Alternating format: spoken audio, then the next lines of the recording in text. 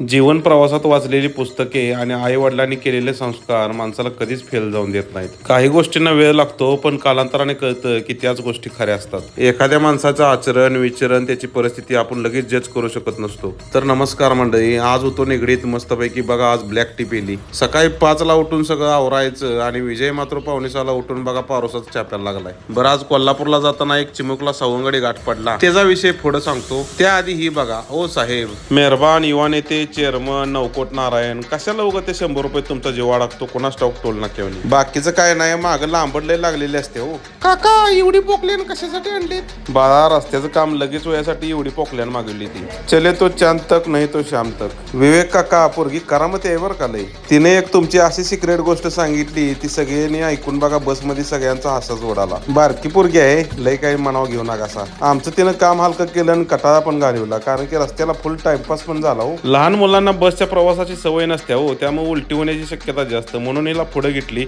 हिनं डायरेक्ट आम्हाला लास्ट स्टॉपच दाखवला. दरवाजा बंद करायच्या बटनात तिचा काय जीव अडकलेला कोणास ठाऊक. शेवटपर्यंत बघा तिनं काय ती बटन सोडलं नाही.